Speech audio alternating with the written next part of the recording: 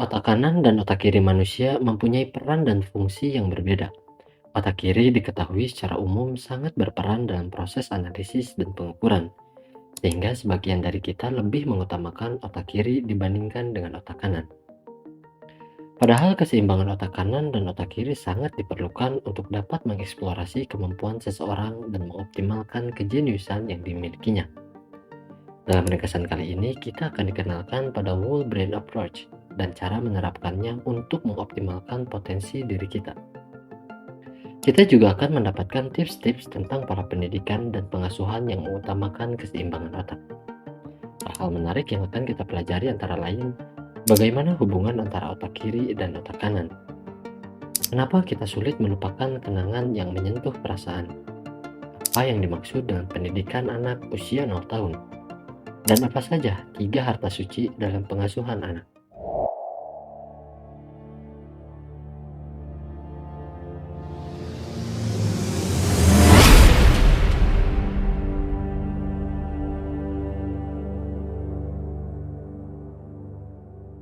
Assalamualaikum warahmatullahi wabarakatuh. Selamat datang di Pustaka Suara. Dalam video kali ini saya akan membawakan ringkasan buku yang berjudul Whole Brain Power, karya penulis dari Makoto Shichida. Buku ini mengenalkan metode baru untuk mengoptimalkan kerja dan perkembangan otak secara utuh, baik pada orang dewasa maupun anak-anak. Melalui teknik-teknik praktis yang dipaparkannya, penulis juga mengajak kita untuk bisa menyeimbangkan otak kiri dan otak kanan agar mencapai hasil yang lebih optimal. Makoto Shichida adalah pembuat The Shichida Method, metode pendidikan anak yang mempercayai bahwa setiap anak adalah jenius, dan bahwa kejeniusan tergantung dari otak kanan, bukan dari otak kiri. Metode Shichida ini telah digunakan di beberapa pendidikan usia dini di Asia. Sebelum kita lanjut, saya sangat mendorong kamu untuk membaca bukunya secara keseluruhan, supaya mendapatkan pemahaman yang lebih mendalam. Tidak lupa saya mencantumkan link bukunya di deskripsi video di bawah ini.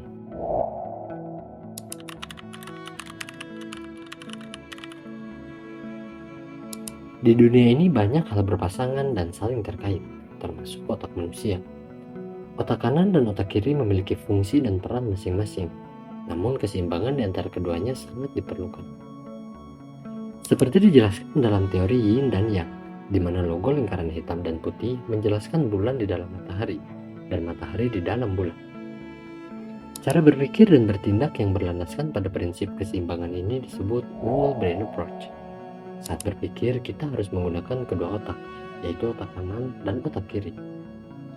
Karena proses berpikir melibatkan pikiran sadar dan bawah sadar. Seringkali tanpa kita sadari, pikiran bawah sadar kita memiliki kesimpulan yang berbeda dengan pikiran sadar kita. Saat pikiran sadar kita berpikir, saya bisa. Seringkali pikiran bawah sadar kita mengatakan sebaliknya. Hal ini disebabkan oleh dua hal. Yang pertama adalah karena pikiran bawah sadar cenderung tidak dapat menerima perubahan yang cepat. Kemudian alasan kedua karena pengalaman dan stigma negatif seringkali tertinggal di pikiran bawah sadar. Metode whole brain approach akan membantu kita mengendalikan pikiran bawah sadar. Tujuannya bukan hanya untuk membangun pikiran positif, namun juga untuk menyebarkan pengaruh positif ke orang-orang di sekitar kita.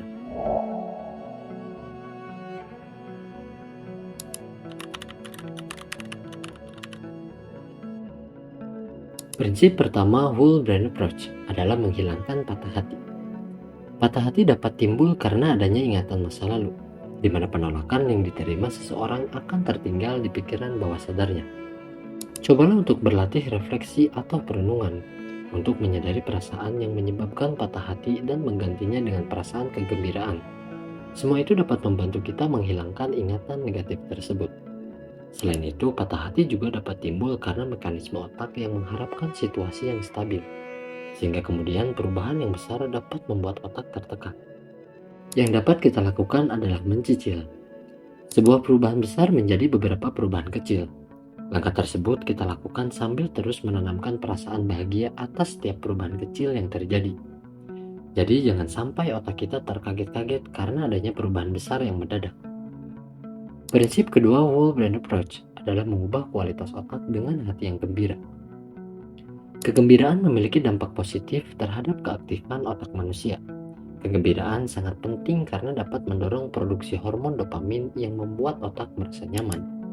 sehingga kemudian seluruh otak akan menjadi aktif. Orang-orang yang sukses dapat merasakan kegembiraan saat menghadapi suatu tantangan.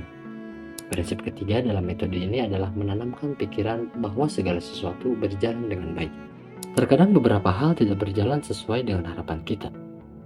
Jika menghadapi situasi semacam ini, kita perlu mengubah cara pandang terhadap persoalan.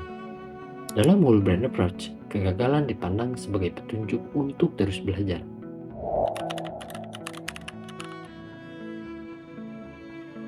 Prinsip keempat adalah memahami kekuatan rasa syukur. Ucapan terima kasih memiliki kekuatan dan energi yang luar biasa. Karena itu sangat penting bagi kita untuk mengucapkan terima kasih. Mulai dari terima kasih kepada diri sendiri, kepada otak, jantung, dan seluruh tubuh kita. Kemudian juga ke orang-orang di sekitar kita, dan tentu saja kepada Sang Maha Pencipta. Silakan praktikkan secara rutin dan rasakan energi positifnya. Prinsip kelima adalah mengeluarkan, yaitu mulai untuk memberi dan berbagi. Percayalah bahwa aktivitas memberi atau berbagi akan diikuti oleh aktivitas menerima. Saat kita memberi, kita sekaligus mengasah diri kita dalam berbagai hal, sehingga kemudian nilai diri kita pun akan meningkat. Prinsip terakhir whole brain approach adalah menghubungkan kesadaran dan ketidaksadaran. Di saat bangun, otak kiri bekerja lebih dominan dan otak kanan mengeluarkan gelombang beta. Sedangkan saat tertidur, otak kanan mengeluarkan gelombang alfa yang frekuensinya lebih rendah dari gelombang beta. Gelombang alfa sebenarnya tetap bekerja saat manusia terbangun, namun untuk mengaktifkannya perlu aktivitas khusus, yaitu perenungan atau refleksi diri. Aktivitas tersebut memungkinkan manusia untuk mengakses pikiran bawah sadar dalam kondisi sadar. Dalam kondisi tersebut, kita dapat membuka otak kanan kita. Dengan whole brain approach, kita dapat menyembuhkan segala penyakit dan memecahkan permasalahan. Namun yang terpenting, metode ini juga akan mempengaruhi hubungan interpersonal kita. Dampaknya kita dan orang-orang di sekitar kita akan lebih bahagia. Percayalah.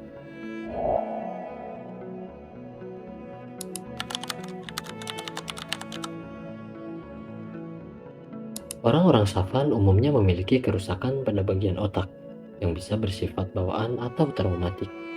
Namun di luar itu mereka juga dikaruniai dengan kemampuan lain yang luar biasa. Beberapa orang jenius dan berbakat seperti Mozart, Einstein, Edison, dan Da Vinci disebut sebagai Savan. Para Savan ini sebenarnya tidak memiliki otak yang spesial, namun karena kerusakan yang ada di otak kiri mereka, otak kanan mereka mengalami kemajuan kemampuan yang sangat pesat. Apabila kita mempelajari para Savan yang jenius ini, ada kesimpulan menarik yang bisa didapatkan. Ternyata mereka bisa memanfaatkan otak kanan dan otak kiri secara sinergis, bukan secara terpisah. Einstein dinilai sangat lambat berkomunikasi. Ia kadang kesulitan untuk menjelaskan isi pikirannya. Namun ia bisa merumuskan suatu logika dengan menggunakan imajinasi otak kanannya. Otak kanan dan otak kiri memiliki peran masing-masing, namun tetap saling terhubung. Saat melihat sesuatu, otak kanan berperan sebagai reseptor. Ia menerima semua informasi yang diperoleh kelima panca indera. Selanjutnya otak kiri akan merangkai fakta dan detail.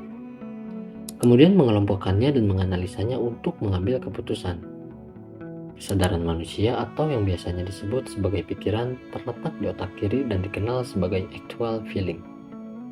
Namun otak kanan juga memiliki pikiran yang disebut dengan superconscious. Whole brain approach hakikatnya adalah revolusi untuk mencapai kondisi optimal di mana otak kanan dan otak kiri bisa digunakan secara bersamaan. Untuk dapat mengoptimalkan kerja otak, perlu disadari bahwa setiap bagian otak memiliki peran dan fungsi masing-masing. Peran otak yang perlu diketahui diantaranya adalah hipokampus yang berperan menyimpan memori. Semakin banyak sel syaraf hipokampus, maka semakin banyak informasi yang dapat ditampung otak. Produksi sel syaraf hipokampus ini dipengaruhi oleh amigdala. Amigdala sendiri juga mempengaruhi perasaan emosi dan perasaan kita. Karena itu, cara terbaik untuk meningkatkan daya ingat adalah dengan menyertakan perasaan atau emosi dalam ingatan tersebut. Itulah kenapa kita susah move on dari kenangan-kenangan yang menyentuh perasaan.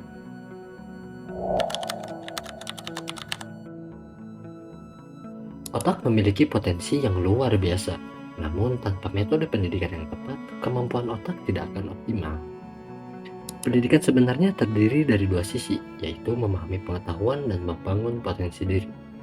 Sayangnya, pendidikan sekarang hanya menekankan pada pemahaman dan pembelajaran terhadap pengetahuan, belum menitik beratkan pada kemajuan manusia dalam mengembangkan potensi diri yang dimilikinya. Yoshida Shoun, seorang pakar pendidikan, memprakarsai metode unik yang dinamakan pendidikan anak usia 0 tahun. Ia percaya bahwa pendidikan anak dimulai sejak anak di dalam kandungan. Untuk itu, ibu harus berhati-hati dalam melakukan sesuatu dan memberikan makanan yang tepat untuk calon putra-putrinya. Pendidikan saat ini masih fokus pada otak kiri, lalu bagaimana mendapatkan pendidikan otak kanan? Untuk itu kita perlu melakukan pendekatan otak kanan, yang meliputi pendidikan kreativitas dan keterikatan keberadaan diri dengan lingkungan. Ini untuk melengkapi pendekatan otak kiri yang bersifat logis. Pendidikan yang bisa menyentuh otak kanan dan otak kiri secara seimbang adalah jalan untuk melahirkan anak-anak yang jenius. Dalam pengasuhan, seringkali ekspresi marah perlu ditunjukkan kepada anak didik. Namun ada marah yang baik dan ada marah yang buruk. Marah yang baik adalah saat kita fokus pada kesalahan yang terjadi, bukan pada orang yang berbuat kesalahan. Marah yang buruk dapat menyebabkan ketakutan dan nantinya menghambat pertumbuhan orang yang kita marahi. Di sisi lain, mengasuh anak juga melibatkan rasa menerima, kemauan, memuji, dan mencintai. Hal-hal ini dapat mendorong perkembangan minat anak, sesuatu yang sangat penting untuk pendidikan mereka. Dukung anak kita dengan perasaan percaya dan harapan. Apabila kita terlanjur marah, maka peluklah dan berikan penjelasan untuk menumbuhkan kembali energi mereka. Aspek lain yang juga penting dalam pengasuhan adalah kedisiplinan. Untuk menjadi manusia yang berkepribadian kuat dan kreatif, anak harus dapat bertahan terhadap suatu kesulitan dan mengelola rasa tidak puasnya. Hal inilah yang kemudian diajarkan oleh kedisiplinan.